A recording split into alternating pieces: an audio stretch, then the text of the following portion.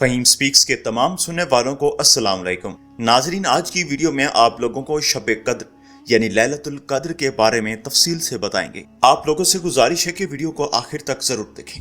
शब कद्र वो रात है कि जो 1000 महीनों से अफजल है और फरिश्ते इस रात में अल्लाह के अज़न से जमीन पर नाजिल होते हैं।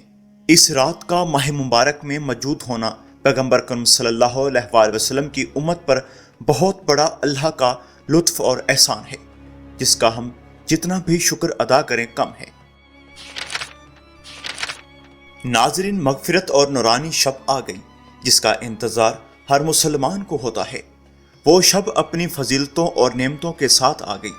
कि शब के बारे में अल्लाह फरिश्तों से कह रहा है कि जाओ और निदा दो कि क्या कोई हाजतमंद मुश्किलात में गिरफ्तार, गुनाहों में शराबूर, गम का मारा, ज़माने का ठुकराया बंदा है, जिसे इस शब की अजमत और बरकत के तुफैल में बख्श दिया जाए। इस रात का माह मुबारक में मौजूद होना पैगम्बर अकरम सल्लल्लाहु अलैहि वसल्लम की अजमत पर बहुत बड़ा अल्लाह का लुत्फ और एहसान है, जिसका हम जितना भी शुक्र अदा करें कम है। इंसान के साल भर के मुक़द्दरात, इंसान की मौत व हयात और रिस्क वगैरह उसकी सलाहियत के बिना पर तहरीर किए जाते हैं। नाज़रीन, इस रात इंसान तफक्कर और तदब्बर के ज़रिए अपने आप में तब्दीली ला सकता है, साल भर के अपने अमाल का वज़न करता है और मुनासिब मुक़दामात फराहम करके अपनी शरनौशत को बेहतरीन सूरत में ढाल सकता है। नाज़रीन, हज़रत इमाम सादिक अलैहिस्सलाम का इरशाद गिरामी है, माह रमज़ान की 19वीं की रात को इंसान की तकदीर 21वीं की रात को उसको महकम किया जाता है और 23वीं की रात को उस तकदीर पर दस्तखत होते हैं। नाज़रीन, जिस तरह शब कद्र का इदराक मुश्किल है, इसी तरह उसकी मंजिलत को समझना भी दुश्वार अमर है, जिसकी हकीकत को सिर्फ वही लोग बयान कर सकते हैं जिन्हें इस शब का इदराक हो चुका। क्योंकि कुरान पैगम्बर अकरम सल्लल्लाहु अलैहि वसल्लम को मुखातिब करके फरमाता है, वमा अदरका मा लैलतुल कद्र। ऐ पैगम्बर, आपको क्या मालूम शब कद्र क्या है? इसकी अजमत के लिए यही काफ़ी है कि ये रात 1000 महीनों से बेहतर है।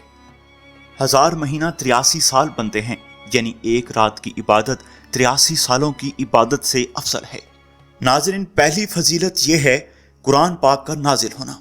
जब हम कुरान मजीद की तिलावत करते हुए इस आयत पर पहुंचते हैं तो बखूबी अंदाज़ा हो जाता है कि पूरा कुरान इसी माह में नाजिल हुआ है। नाज़रीन, और इस तरह सूरह कद्र की आयत से भी वाज़े हुआ, हमने इसे शब कद्र में नाजिल किया। इन्ना अंज़लना फी लैलतुल कद्र।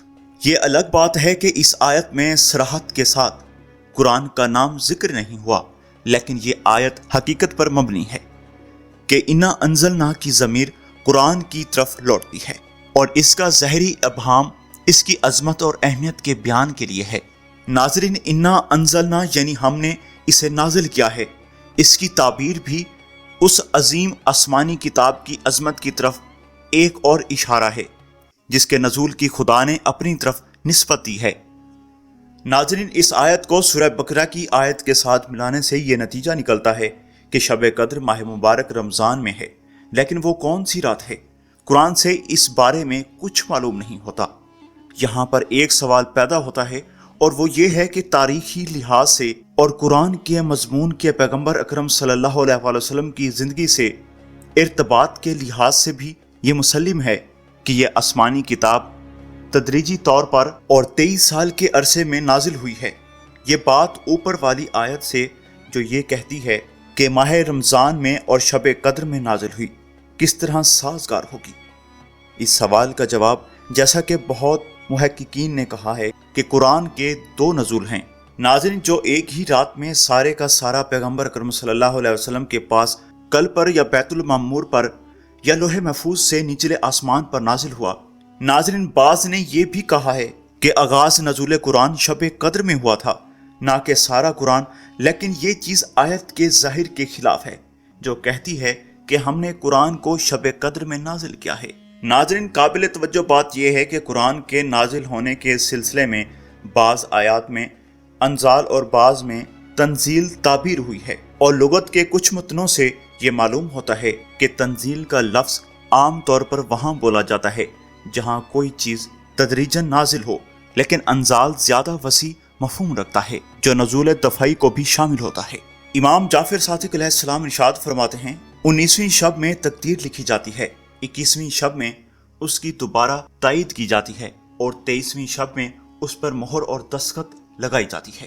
ناظرین، اللہ نے انسان کو اپنی تقدیر بنانے یا بگاڑنے کا اختیار خود انسان کے ہاتھ دیا ہے۔ وہ سعادت کی زندگی حاصل کرنا چاہے گا اسے مل جائے گی، وہ شقاوت کی زندگی چاہے گا اسے حاصل ہو جائے گی۔ ناظرین، جو انسان اللہ سے اپنے خطاؤں کے بارے میں دعا اور راز و نیاز کے ذریعے معافی مانگے گا، یقیناً اس کی تقدیر بدل جائے گی۔ اور جو کوئی شقاوت کی زندگی چاہے گا وہ شب قدر میں توبہ کرنے کی بجائے گناہ کرے یا توبہ کرنے سے پرہیز کرے۔ تلاوت قرآن، دعا اور نماز کو اہمیت نہیں دے گا، اس طرح اس کے نامہ اعمال سیاہ ہوں گے اور یقیناً امام زمان اس کی تقدیر کی تائید کریں گے۔ ناظرین، جو کوئی عمر بھر شب قدر میں سال بھر کے لیے سعادت اور خوش بختی کی تقدیر طلب کرنے میں کامیاب ہوا ہوگا، وہ اس کی حفاظت اور اس میں اپنے لیے بلند درجات حاصل کرنے میں قدم بڑھائے گا، اور جس کے شقاوت اور بدبختی کی تقدیر کو اختیار کیا ہوا وہ توبہ نہ کر کے بدبختی کی زندگی میں اضافہ کرے گا۔ ناظرین، شب قدر کے بارے میں اللہ نے 83 سالوں سے افضل ہونے کے ساتھ ساتھ اس رات کو سلامتی اور خیر برکت کی رات قرار دیا ہے۔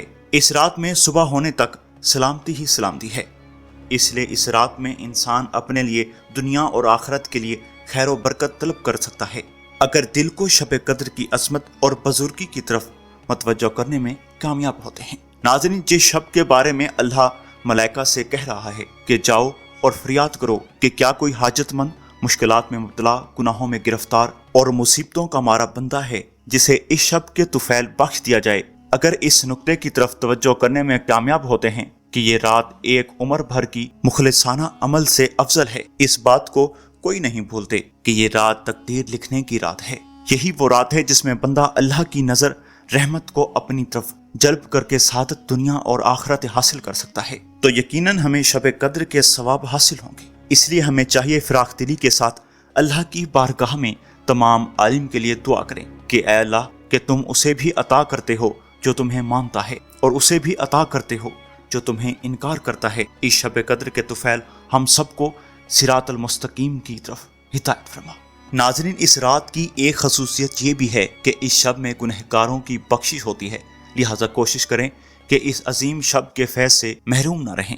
وائے ہو ایسے شخص پر جو اس رات میں بھی مغفرت اور رحمت الہی سے محروم رہ جائے، جیسا کہ رسول اکرم صلی اللہ علیہ وسلم کا ارشاد گرامی ہے، من ادرک لیلۃ القدر، جو شخص شب قدر کو درک کرے اور اس کے گناہ نہ بخشے جائیں، اسے خداوند عالم اپنی رحمت سے دور کر دیتا ہے۔